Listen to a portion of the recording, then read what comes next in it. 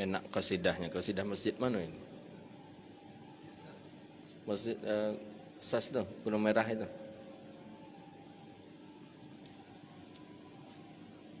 Bagi kita enak, bagi Wahabi mokak ni. Sakit telinga ni. Kita enak dengarnya. Ha? Bacaan Nur buat-buatkan. Bila ada yang mau. Ya Syed. Enak kita dengar. Adem. Galau-galau hilang galau ini. Seindah tu musik bisa tak ni Wahabi kan buang. Ya Allah, na'udzubillah minal wahabi. Na'udzubillah minas salafi wal wahabi. A'udzubillahi minasyaitonir rajim wal wahabi was salafi. Na'udzubillah. Bismillahirrahmanirrahim. Assalamualaikum warahmatullahi wabarakatuh. Alhamdulillahilladzi nahmaduhu wa nasta'inuhu wa nastaghfiruh wa na'udzu billahi min shururi anfusina wa min sayyiati a'malina may yahdihillahu fala mudilla lahu wa may yudlil fala hadiya lahu asyhadu an la ilaha illallah wahdahu la syarika lahu wa asyhadu anna sayyidana wa nabiyyana Muhammadan 'abduhu wa rasuluhu wa safiyyuhu min khalqihi wa habibuhu ballagha ar-risalata wa adda al-amanata wa nasaha al-ummah wa kashafa Allahu bihi al-ghummah wa jahidun fi sabilillahi hatta atahu al-yaqin salawatu rabbi wa salamuhu alayka ya sayyidi wa ya habibi ya Rasulullah. اللهم صل على سيدنا محمد الفاتح لما أغلق والخاتم لما سبق ناصر الحق بالحق والهادي إلى صراطك المستقيم صلى الله عليه وعلى آله وصحبه حق قدره ومقداره العظيم. قال المصنف رحمه الله تعالى ونفعنا به وبعلومه وبعلوم مشايخنا في الدارين أمين. واعلم أن الله تعالى لا يسلطهم عليك إلا بذنب سبق منك فاستغفر الله من ذنبك. Ketahuilah, kata Imam Al-Ghazali, bahwa Allah Subhanahu wa taala tidak akan innallaha ta'ala, bahwa Allah Subhanahu wa taala la yusallitu, tidak menjadikan mereka qahirina, orang-orang yang terpaksa mereka. Maksudnya tidak memaksa mereka alaika, di atas engkau, bidzalika, dengan sedemikian kejahatan, kecuali dengan disebabkan dosa.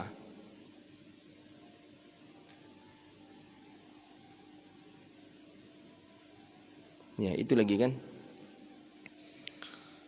Minka, daripada engkau. Maksudnya ni lanjutan dari yang kemarin ini. Kawan kalau nyo berbuat maksiat, maka perlu kita ingatkan. Kalau nyo mau untuk diingatkan, kan itu terakhir. Kalau dia tidak mau kita ingatkan, maka tawakallah kepada Allah. Serahkan dia kepada Allah. Kita sudah ingatkan begini. Tidak, ini serahkan kepada Allah. Jangan sampai kita mengatakan ana fadil, ana ahsan minka, saya ni lebih baik daripada engkau, maka itulah saya ingatkan. Tak boleh pula seperti itu. Fa innaha ahmaq. Itu adalah bagian daripada orang-orang yang bodoh. Maka ketahuilah, kata Imam Al-Ghazali, bahwa Allah Subhanahu wa taala tidak menjadikan mereka itu di atas engkau kecuali dengan sebab dosa engkau. Maksudnya kawan tadi buruk perangainya itu bisa jadi gara-gara kita. Nah, bagaimana maksudnya? Ya mungkin karena kita mengajaknya dulu berdosa, kemudian kita lebih dulu taubat daripada dia, dia bergelimang dengan dosa. Jadi kawan buruk tu asbabnya dari kita, gitu. Maka hati-hati kita. Jangan kita salahkan ang buruk perang yang mungkin kita dulu yang ngajak dia. Cuman secara kebetulan Allah cepat memberi kita hidayah sehingga kita capek datang ke masjid. Yang ini menikmati maksiatnya tu pada sama awak jinyo petang. Sama-sama mencilok, malah kita pula mengajarkan dia mencilok. Mereka caranya. Rupa kita dulu laubat kepada dia. Kini itu kita hina dia, tak boleh. Bisabab dengan dosa kita. Iyo juga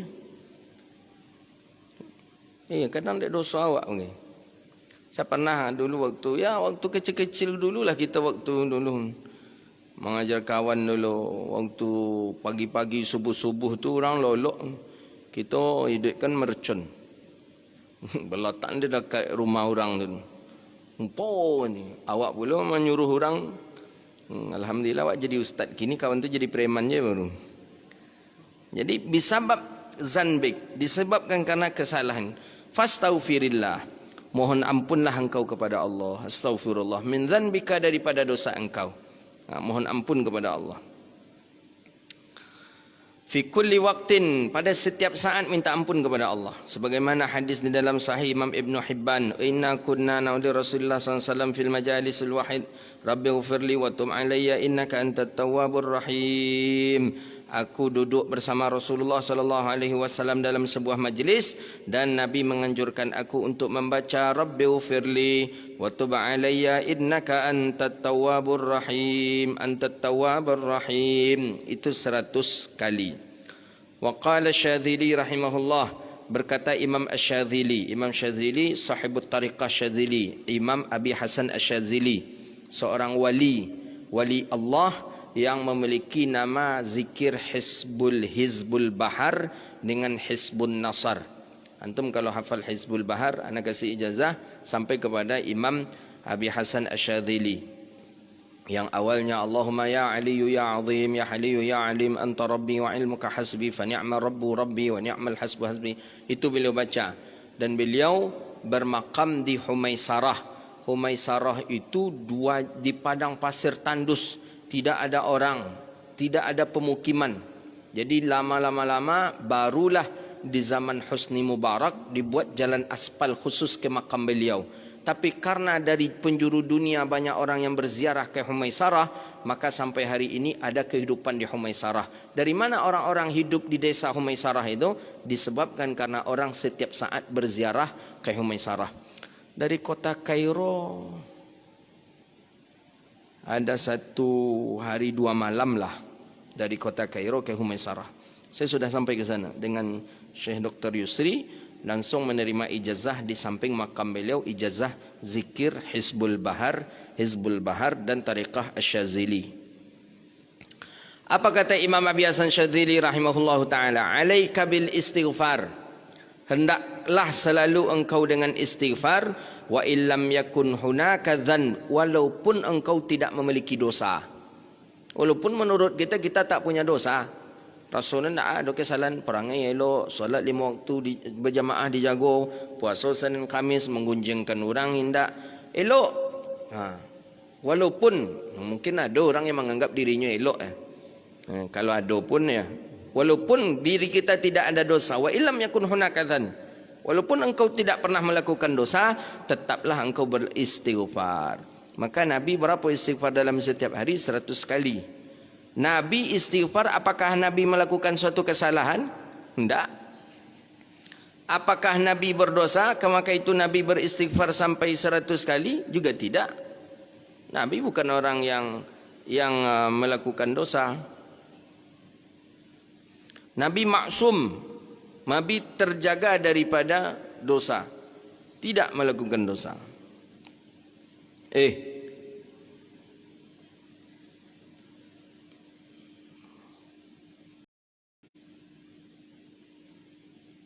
Ini mai di apa situ awak ngaji lah siko.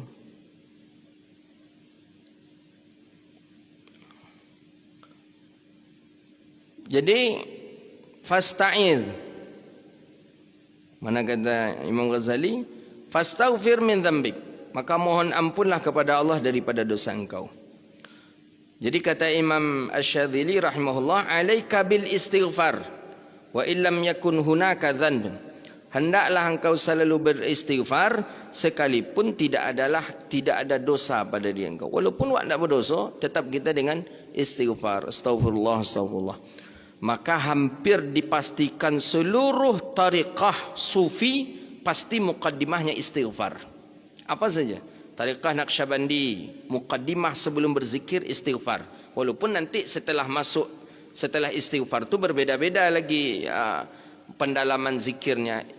Tariqah Syadzili istighfar, Tariqah Al-Idrisi istighfar, Tariqah Rifa'i istighfar, Tariqah Ad-Dasuki istighfar, Tariqah apa lagi yang ada di Sudan, Tariqah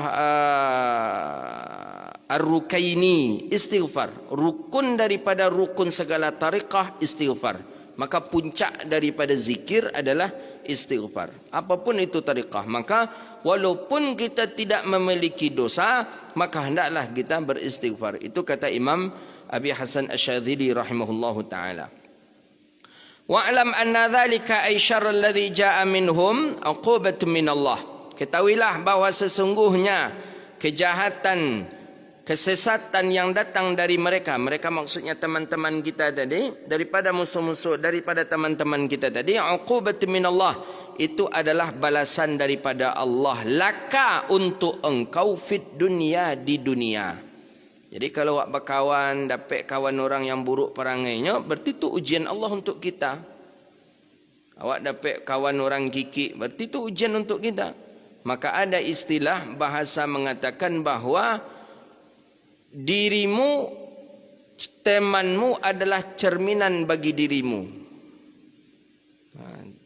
Temanmu adalah cerminan dari dirimu. Kalau dapat awak berkawan dengan kawan yang kikik, berarti cerminan gitu kikik. Dapat kita kawan dengan kawan yang penggunjing, cerminan bagi kita, berarti kita penggunjing. Itu bahasanya itu. Maka oleh karena itu bagaimana solusi? Wakun, kata Imam Al-Ghazali, fima bainahum sami'an lihaqqihim, maka jadilah kamu orang yang mendengar haknya mereka. Jadi jadilah kita pendengar.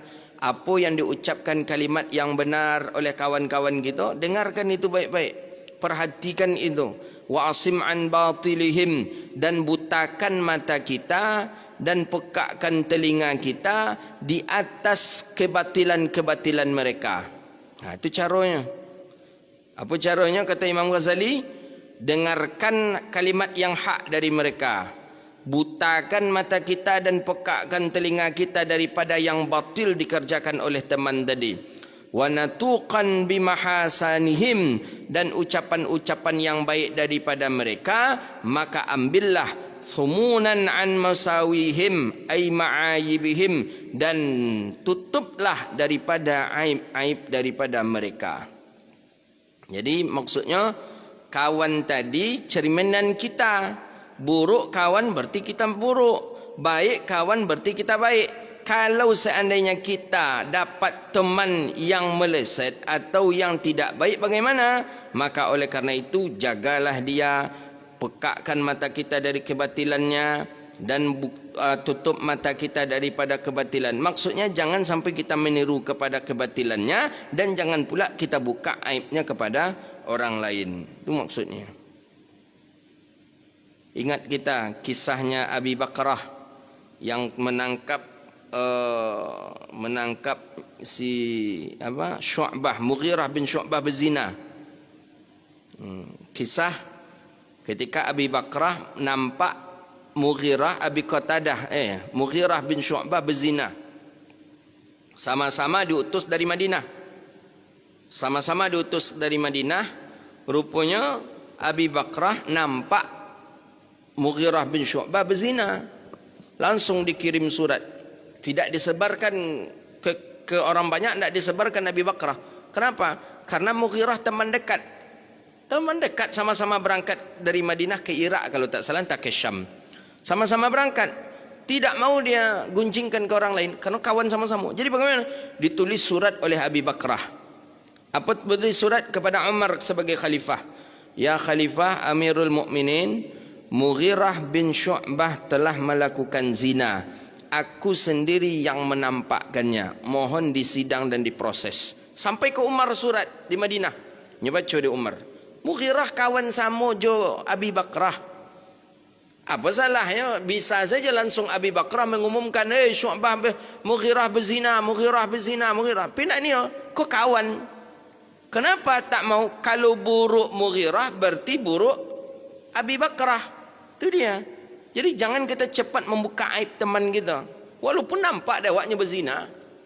Jangan cepat sampaikan ke orang, si anu berzina, si anu melaksanakan hal yang haram, si anu. Enggak, Abi Bakrah enggak niyo. Padahal di muka Abi Bakrah nampak Mughirah tadi tidur atau berhubungan dengan perempuan yang bukan istrinya. Abi Bakrah nampak tu Tapi Abi Bakrah tidak mau menyebarkan ketika itu di Irak, di Syam, di Irak.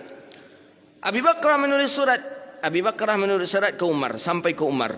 Kata Umar, tolong hadirkan Abi Bakrah dengan Mughirah bin Syu'bah. Datang ke Madinah. Di sidang Abi Bakrah. Ya, betulkah engkau melihat si Mughirah berzina? Ya Umar. Ya Khalifah, saya yang melihat. Mughirah? Enggak, aku tak melakukan zina ya Khalifah. Jadi itu adalah istri aku. Bagaimana Abi Bakrah? Itu bukan istrinya ya Khalifah. Jadi aku tak mengetahui kalau itu istrinya. Bahawa istrinya si Mughirah adalah si Fulanah. Tahu kawan dekat tu tahunya. Kata si Mughirah, hendak itu baru aku nikahi. Kata Mughirah, dia istri aku. Mana saksimu menikah? Didatangi oleh si Mughirah saksi. Ini saksi, ini saksi. Betul itu istri Mughirah? Betul. Betul dia? Betul. Baik, balik lagi kepada si Abi Bakrah. Abi Bakrah, siapa yang melihat dia melakukan itu? Saya sendiri. Dah kalah. Saksi zina mesti 4. Saksi zina mesti 4. Kurang daripada 4 batal, bisa dihukum. Maka hati-hati antum, jangan cepat-cepat menuduh orang berzina. Kalau berdua ya, anda usah lalope je lah orang tu. Cari cepet kawan. Kalau nampaknya orang tu berdua-dua, cari kawan berampek. Itu dalam hukum Islam. Cari kawan berempat, tangkuknya. Tapi kalau berdua je menangkuk, walaupun dia berzina, antum tetap salah. Kenapa? Karena kurang jumlah saksi. Begitu zina. Jadi zina jangan macam-macam, jangan cepat-cepat menuduh orang berzina, tak boleh. Kalau bisa tutup aib orang berzina. Jadi ketika Mughirah tadi, ketika Abi Bakrah tidak bisa mendatangkan saksi, dia tanya, kapan engkau menikah ya Mughirah? Kata Mughirah, aku baru saja menikah. Kenapa engkau tidak memberitahu Abi Bakrah? Ketika itu Abi Bakrah sedang tidak ada di rumahnya. Padahal Abi Bakrah dan Mughirah sama-sama. Rupanya memang dia baru menikah. Kenal kita akan dengan Mughirah bin Syu'bah. Berapa kalinya menikah? 300 kali menikah. Memang hobinya menikah Mughirah bin Syu'bah tu. Sore beko menikah, beko malam menikah pula balik. Besok pagi lah sakit pula yang pertama. Lah nikah pula lah cerai. Nikah, cerai, talak, nikah, cerai. Mana tahu kawan sama-sama berangkat dari Madinah ndak tahu kalau inyo lah menikah tu. Kan parah itu playboy itu Nya ndak juga gagah hamek tetapi produksi tertarik kayaknya gitu dia. Itu daripada Mughirah ibni Syu'bah. Jadi Abi Bakrah tadi dikenakan hukum ndak. Kenapa? Karena memang Abi Bakrah tidak tahu kalau itu adalah istrinya dan kesalahan daripada Mughirah bin Syu'bah. Maka oleh karena itu Imam Bukhari dengan Imam Muslim dengan ulama-ulama hadis tetap memasukkan Abi Bakrah ke dalam kitab-kitabnya. Kenapa? Karena dianggap Abi Bakrah bukan orang yang melakukan saksi palsu atau menuduh orang dalam keadaan berzina. Dunia. Jadi apa kesimpulan dari kisah itu? Sebisa mungkin tutup aib teman. Jangan cepat kita sebarkan ke orang. Walaupun nampak kita kesalahannya. Nampak kita dia berdua-dua dengan perempuan umpamanya. Jangan cepat kita sebarkan. Kita klarifikasi ke dia, kita nasihati dia. Itu seperti itulah daripada Abi Bakrah. Abi Bakrah tak langsung menyebarkan ke orang, "Hei Mughirah berzina, Mughirah berzina, Mughirah berzina." Enggak, langsung dikirim surat ke Madinah. Tujuannya apa? Jangan nanti kalau seandainya orang tahu Mughirah berzina, pikiran orang apa? Mughirah aja berzina, berarti Abi Bakrah macam mana? Kan maka oleh karena itu simpan aib saudara kita. Karena ciri daripada jati diri yang asli daripada kita adalah jati diri yang ada daripada teman kita. Itu maksud kalam Imam Al-Ghazali rahimahullahu ta'ala. Wahdhar, dan berhati-hatilah mukhalatah. Ini lain ni. Dan berhati-hatilah kamu bergaul dengan ulama fikih pada zaman ini. Imam Ghazali ini pantangnya dengan ulama fikih. Siapa ulama fikih yang dimaksud oleh Imam Ghazali? La siyamal mushtaghilina bil khilaf. Ulama-ulama yang menyibukkan diri dengan khilafiyah. Khilafiyah ulama, siapa yang punya kerja? Ulama fikih. Ulama fikih, ulama tasawuf tak ada khilafiyah. Hati-hati kalian, kata Imam Ghazali, dengan ulama-ulama fikih zaman sekarang. Mereka menyibukkan diri dengan berselisih pendapat ulama, pendapat kaul qan, ni kaul ni, ni kaul ni, dan mereka menyibukkan untuk bermujadalah, berdebat. Dan hati-hatilah kalian daripada mereka, maka sesungguhnya mereka akan memandang kepada engkau dengan hasad. Hati-hati. Ulama fikih dengan ulama fikih bisa hasad. Hasad. Kenapa? Rabbul Maimun. Karena kehidupan, materi.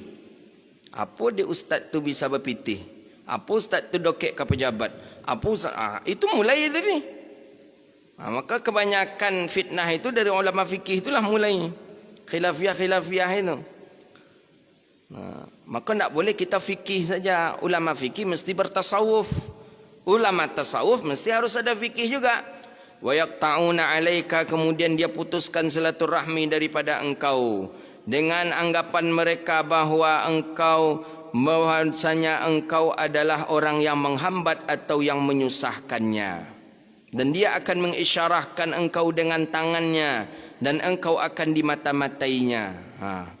Ini sebenarnya pernah terjadi ini di zaman para ulama dulu, ulama fikih dengan ulama tasawuf. Jadi ulama tasawuf tidak begitu penting bagi dia khilafiyah yang ada dalam fikih. Ulama fikih sibuk dengan khilafiyah. Ternyata ulama fikih ini agak kasar mainnya. Agak kasar. Kalau ulama tasawuf tidak. Jadi sehingga saking kasarnya ada kecemburuan. Kenapa bisa itu cemburu itu timbul? Karena maimun. Karena daripada kehidupan. Daripada kehidupan. Kehidupan maksudnya ya daripada ekonomi. Akhirnya cemburu dan dia akan memata-mataimu, dan suatu saat nanti dia akan menjauhkanmu. Ini hati-hati ni. Di zaman Imam Ghazali itu apalagi ulama fikih zaman kini. Ulama fikih zaman Imam Ghazali apalagi zaman kini. Maka jangan kalian heran Syekh Yusuf Qardawi menolak pendapat Syekh Ali Jum'ah. Syekh Ali Jum'ah juga menolak pendapat Syekh Yusuf Qardawi. Syekh Yusuf Qardawi menolak pendapat Syekh Sa'id Ramadan Al-Buti. Itu ulama-ulama kontemporer fikih hari ini.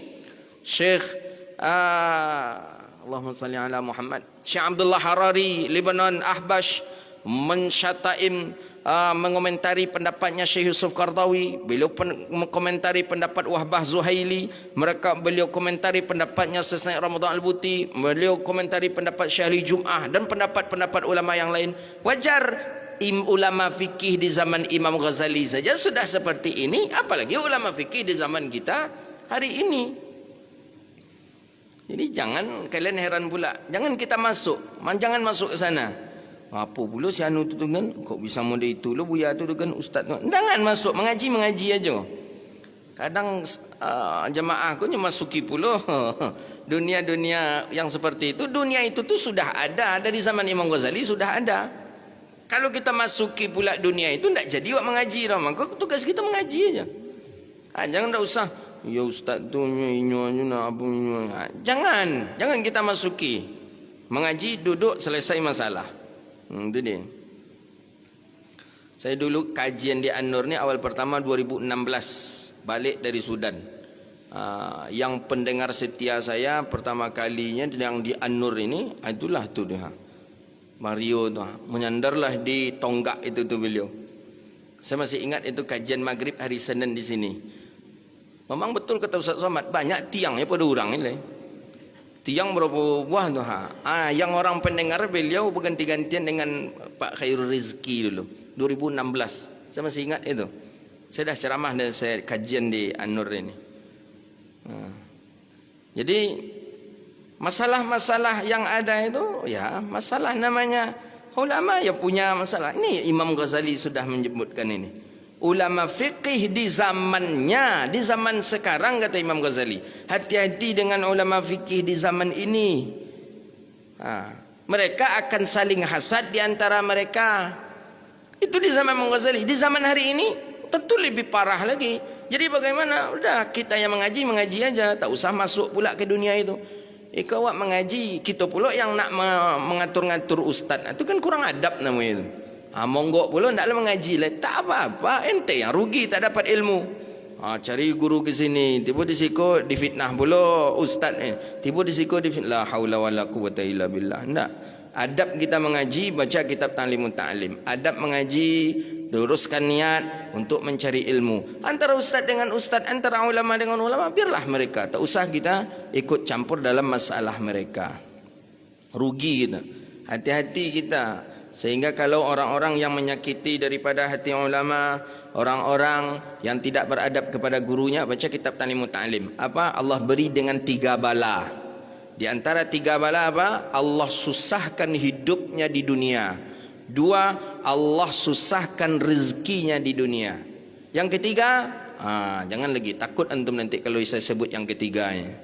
3 dia, orang yang tak beradab kepada gurunya, atau orang yang sudah menyinggung hati perasaan gurunya, maka Allah beri bala dengan 3 bala. Baca dalam kitab Ta'limun Ta'lim. Allah cabut keberkahan hidupnya, Allah susahkan rezekinya. Yang ketiga, siapa tahu? Coba tengok nanti. Kalau saya menyampaikan nanti kaget antum nanti. Weh, kalau itu tak jadilah ustaz. Atau dah mamajan antum saya kata tu, antum rasa-rasa antum lah. Dia meninggal tak pernah. Bukan su'ul khatimah. 3, Allah beri bala. Allah cabut keberkahan hidupnya, Allah susahkan rezekinya. Yang ketiga, tengok nanti, buka kitab Ta'limun Ta'lim. Bahaya tidak beradabnya atau menyinggung daripada perasaan guru. Maka oleh kerana itu tak usah kita ikut-ikut dalam masalah hal-hal yang Imam Ghazali sendiri mengatakan, wahdhar, maka hati-hatilah kata Imam Ghazali, daripada ulama-ulama fiqih mutafaqih, kata di sini. Daripada ulama-ulama fikih fi zamanin, pada zaman ini. Itu zaman Imam Ghazali. Bagaimana dengan zaman hari ini? Mereka akan hasad terhadapnya yang lain, disebabkan karena mal, disebabkan karena harta, disebabkan karena pendapatan. Maka oleh karena itu, la yuqilun ay la ya'rifu laka asrah saqtah wa la yaghfiruna laka dhillah wa la yastaruna laka anusahata ala aurah. Maka kalau sudah begitu, mereka akan meluapkan kebenciannya sehingga aurat kita pun dia buka kemana-mana, aib kita mereka buka, na'udzubillah, wa yuhasibunaka 'alan naqiri wal qitmir. Kemudian wa yahsidu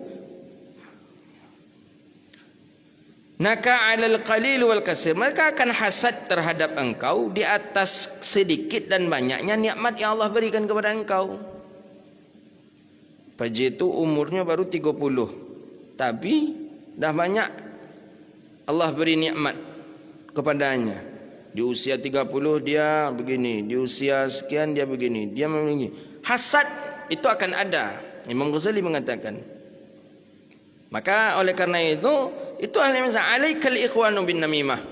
Setelah dia hasad kepada engkau, kemudian engkau akan dijadikannya seperti namimah.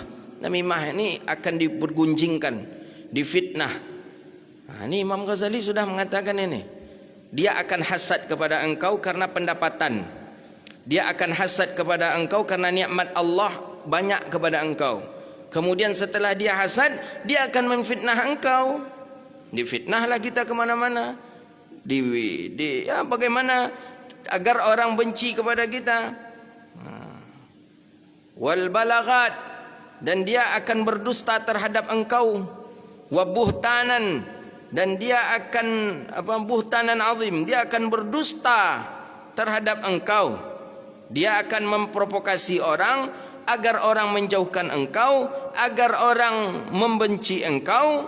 Fa in radu fa zahiruhumul malq shadlatun shadid wa in sakhatu alayka fa batanuhum hadq zahiruhum thiyab wa batinuhum dha. Jadi kata Imam Ghazali, sampai dikatakan Imam Ghazali, kalau kita redha di atas mereka, maka oleh karena itu ya nampaklah daripada kita bahwa dari luarnya saja kita menampakkan dia kasar, tapi dari dalam dia adalah lembut. Di muka awaknya elok-elok, ya, di muka kita nya elok-elok, tiba di belakang awak kita yang difitnah, kita yang digunjingnya. Maka di depan kita dia seperti binatang ternak, tapi ketika di depan kita dia seperti binatang ternak yang jinak, tapi di belakang kita dia seperti serigala. Ni, maka hati-hati kata Imam Al-Ghazali dengan ulama fikih di zamannya, apalagi di zaman kita hari ini. Hadza ma qata'an bihil musyahadatun ala aktsarihim illa man asamahullah. Dan itu banyak kita perhatikan hari ini kata Imam Ghazali, sedikit saja, illa man asamahullah, kecuali orang-orang yang Allah jaga. Fasahbatuhum khasran, maka berteman dengan mereka itu rugi. Rugi kita berteman dengan mereka. Awak difitnah, ya, kita dihinanya, diajaknya orang untuk menjauhi kita, rugi kita berteman dengan mereka. Wa ma'asyiratihim, dan bergaul dengan mereka khazlan, itu membuat kita lalai. Maka oleh karena itu, hadza hukmu man yadhhir laka sadaqah fa kaifa may yujahiruka bil adawah. Maka oleh karena itu, bagaimana mungkin, ya, apa katanya di sini disebutkan, mayudhahir laka as-sadaq, maka oleh karena itu menampakkan bahwa kita berteman dengan dia itu juga berbahaya. Fa kaifa yujahiruka bil adawah, apalagi menampakkan permusuhan dengan mereka. Elok-elok aja wak joinyo berbahaya juga. Bajak berbantah pun joinyo bahaya juga. Jadi apa solusinya le? Elok payahnya, indah elok payahnya. Maka waqala al-Qadi Ibn al-Ma'ruf rahimahullahu ta'ala, apa kata beliau? Fahdhar aduwwaka marrah, hati-hatilah engkau terhadap musuh engkau sekali saja, tapi lebih berhati-hatilah engkau terhadap teman engkau 1000 kali. Kalau kamu musuh sekali aja berhati-hati, nyawaklah tahu kalau nyo musuh kita sekali aja. Tapi kalau ke kawan perlu hati-hati 1000 kali. Alf marrah, 1000 kali. Hati-hati wak ke kawan awak 1000 kali. Kalau ke musuh sekali aja, waklah tahunya musuh kita, siap-siap kita. Tapi kalau ke kawan tadi harus hati-hati 1000 kali. Kata Ibni Ma'ruf, kenapa? Falurubba man qala usaditum fakana a'rafu bil mudar. Bisa jadi yang musuh tadi berbalik menjadi kawan, yang kawan kita tadi yang akan menjadi musuh yang akan menghancurkan kita. Siapa kawan maksudnya tadi itu? Ya, daripada teman-teman daripada ulama-ulama fiqih tadi.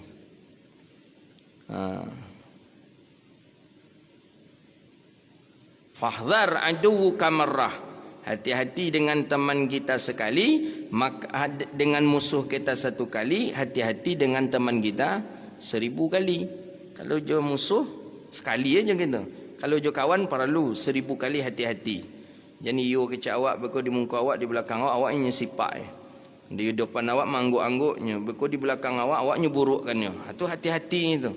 Perlu kita berhati-hati. Maka oleh karena itu, berteman silahkan berteman, tapi tengoklah teman yang ada memberi manfaat untuk kita dan untuk dirinya dan untuk kaum muslimin. Nanti kalau untuk awak aja memberi manfaat, rupa untuk dirinya tidak ada gunanya. Itu bukanlah teman yang baik dalam pandangan Islam. Hadza wabillahi at-taufiq, wallahu a'lam bishawab. Kita tinggalkan 2 pertemuan lagi, insyaallah. Ya, 2 pertemuan lagi, sekali pertemuan, sekali pas khataman insyaallah. Kita tetap mendatangkan dari luar insyaallah. Mungkin kalau tidak minggu ketiga, bisa jadi di minggu yang keempat. Minggu yang keempat tu hari Jumat pas tanggal 31 kalau tak salah. Berarti malam tahun baru. Bisa jadi di tanggal itu kita datangkan dari luar insyaallah. Cuma masalahnya disangkut pula dek Wahabi gitu, bukan nanti mengada-ngada tahun baru pula katanya, kurafat pula katanya nanti. Padahal awak tak ada bakar kembang api, tak ada apa. Tapi insyaallah lah kita pikirkan, maka kita sengaja ini Ini dah minggu keberapa ni? Minggu kedua kan? Jumaat minggu kedua. Besok Jumaat minggu ketiga, besok Jumaat minggu keempat khataman kita kitab Bidayatul Hidayah insya-Allah. Hadza wabillahi taufik. Silakan, ada pertanyaan silakan.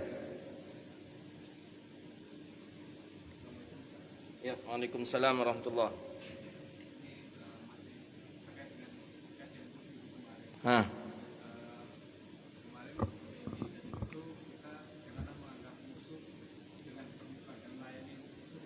Ya, betul.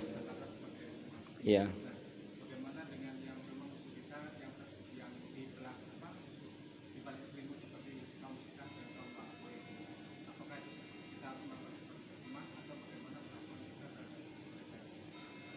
Kalau saya melihat dengan mata zahir, saya melihat ketika tidak ada suatu hal yang fatal yang harus kita berteman dengan dirinya, tidak apa-apa.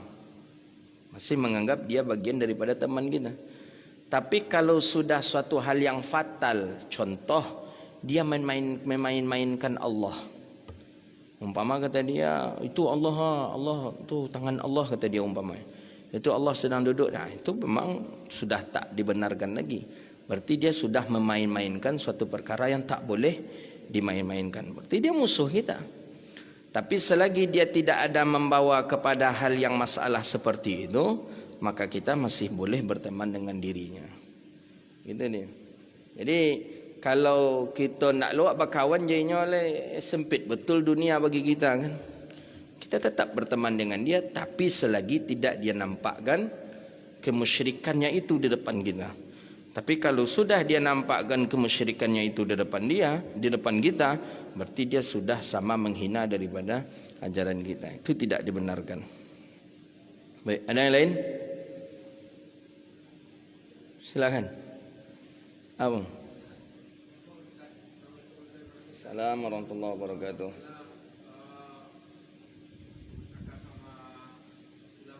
Ya.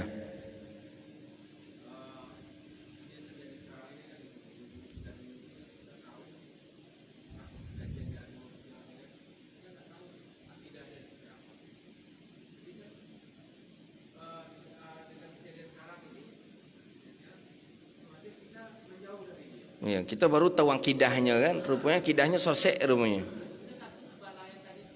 Enggak, kita tetap ta'zim, harus ta'zim kepadanya. Harus tetap menghormati dia. Tak boleh kita buka aib dia. Aib yang tak boleh dibuka adalah aib pribadi dia. Adapun aib ilmu yang akidah yang dia miliki, boleh kita sampaikan ke orang. Ustaz fulan tu wahaboy tu kata-kata. Karena dia sesat akidahnya. Tapi kepada pribadinya tak boleh. Bagaimanapun ke pribadi tak boleh. Jangankan kepada ustaz, kepada teman-teman saya tak boleh pribadinya untuk kita buka. Apalagi itu ustaz yang pernah mengajar kita. Tak boleh. Ke pribadinya tak boleh. Tapi kalau ke pemahaman akidahnya boleh, tak apa-apa. Hati-hati mengaji dengan ustaz tu. Ustaz tu wahaboy tu. Apa bapak tahu, saya pernah mengaji dengan dia dulu. Boleh seperti itu. Tapi itu kepada pemahaman akidahnya, bukan kepada pribadinya. Kalau ke pribadinya tak boleh. Kita tak boleh, pribadi orang tak boleh kita. Apalagi dengan kondisi hari ini, kita kecuali kalau kepribadiannya itu memang sudah nampak betul bahawa pribadinya itu adalah pribadi yang tak betul. Contoh, mohon maaf, kita agak miris juga. Nauzubillah. Pimpinan pesantren menggauli santriwati. 12 santriwati, 2 yang hamil kan? Ini kalaupun kita pernah belajar dengan dia dulu, kewajiban kita karena sudah menampakkan yang batil seperti itu harus kita hati-hatikan kepada orang. Jangan usah pesantren itu lagi, pesantren itu bahaya itu. Saya tamat dari sana dulu, saya untunglah selamat nih. Kalau enggak mungkinlah hamil pula. Begitulah umpamanya. Wajib itu kewajiban kita. Hati-hati, jangan hati-hati. Maka oleh karena itu perlu juga kita sebenarnya melacak atau mempelajari apa sih dan pesantren ini akidahnya apa gitu. Ini Syiah nih. Kalau Syiah hati-hati kita. Berarti dia nanti ada di dalamnya membolehkan nikah mut'ah. Hampir-hampir sama kerjanya itu. Balik lagi ini, boleh kita menyampaikan ke orang, hati-hati itu, tapi betul-betul nyata yang kita tahu, boleh sampaikan ke orang, hati-hati jangan, itu pesantren tu Syiah tu, hati-hati. Jalan lagi, nampak pesantren, masuk pula pesantren dalam tu, rupanya Wahabi, sampaikan pula, ini Wahabi ni, gitu dia. Harusnya, kalau enggak, inilah. Makanya saya rasa ibu-ibu orang tua yang menyekolahkan anak ke pesantren itu, saya rasa pasti tak tahu apa sih metode yang diajar di pesantren itu. Umumnya orang tua awam dalam masalah itu. Awam. Saya ada berapa banyak jemaah datang ke kita. Saya tak tahu, saya Ustaz, rupanya betul kata Ustaz, anak saya sudah tak suka lagi dengan foto-foto yang kami pajang. Dia dah benci dengan ayahnya merokok, seolah-olah ayah ni membuat dosa besar. Dia tak mau, dia begini, seolah-olah sempit dunia bagi. Saya ingin mengeluarkan anak saya Ustaz. Dah berapa banyak orang tua. Jadi kenapa disekolahkan ke sana? Kata teman saya, sekolah tu bagus katanya begini, padahal mahal sekolah tu Ustaz. Saya tak mau sana lagi anak saya takut. Berapa banyak orang tua. Jadi orang tua tak faham mencari sekolah untuk anak. Jadi bagaimana mestinya? Ya tengoklah, lihat, pelajari dulu sekolah tu. Boleh nak menghadiahkan pahala, boleh nak baca Yasin di sekolah tu, boleh nak nanti doa kunut, ada nak baca bismillah, bolehkah doa bersama, sampaikah pahala kepada orang yang meninggal dunia. Itu paling penting, karena kita akan meninggal dunia. Kalau nak sampai katanya, untuk apa kan kita sekolahkan anak kita ke sana? Kadang orang tua ko lugu. Hanya ni, saya berharap nanti Ustaz ketika saya meninggal dunia, anak cucu saya mendoakan saya. Sekolah ke sekolah Wahabi? Mana mau. Paling nanti Wahabi bilang, maaf bapak-bapak ibu-ibu, jangan doakan orang tua kami lagi. Orang tua kami ni tak berhajat kepada doa bapak ibu ni. Nak ngapu awak? Awak lah mati. Kalau hidup awak bisa. Haban ni nyocit. Kau lah mati. Maka oleh kerana itu perlu orang tua harus tahu juga sekolah anak ke mana, seperti apa pesantrennya, apa metodenya. Jangan asal-asal masuk sekolah aja. Anak supaya nak hafiz, nak apa, itu yang dijumpai oleh Ustaz Al-Naf itu tu. Dah hafiz tapi solatnya susah Ustaz. Dah hafiz 30 juz tapi solat masih malas, harus kita suruh lagi. Kata orang tua dari anak tadi. Maka oleh karena itu kewajiban orang tua bagaimana menjadikan anak-anak yang soleh. Adapun hafalan Quran itu bonus. Bonus, bukan itu tujuan, bukan itu target. Tapi itu bonus yang Allah berikan untuk kita. Begitu ini. Baik, itulah kajian kita. InsyaAllah besok subuh kajian kitab Riyadhus Salihin juga bersama Ustaz Apriya Putra di Masjid Nurul Huda insyaAllah. Ayo kita hadir sama-sama membahas masalah al-aurat. Kalau tak salah ada wirid-wirid amalan yang diamalkan oleh Ahlus Sunnah wal Jamaah. Rabbana atina fid dunya hasanah wa fil akhirati hasanah wa qina adzabannar. Allahumma faqihna fid din wa 'allimna at-ta'wil wahdina ila siratikal mustaqim. Rabbana hab lana min ladunka rahmatan wa hayyi' lana min amrina rashada. Rabbana zalamna anfusana wa illam taghfir lana wa tarhamna lanakunanna minal khasirin. Rabbana atina fid dunya hasanah wa fil akhirati hasanah wa qina adzabannar. Wa sallallahu ala nabiyyina Muhammadin wa ala alihi washabbihi ajma'in. Walhamdulillahi rabbil alamin. Sallallahu rabbuna ala nuril mubin Ahmad al-Mustafa mursalin. Sallallahu rabbuna ala nuril mubin Ahmad al-Mustafa sayyidil mursalin wa ala آله وصحبه أجمعين وعلى آله وصحبه أجمعين.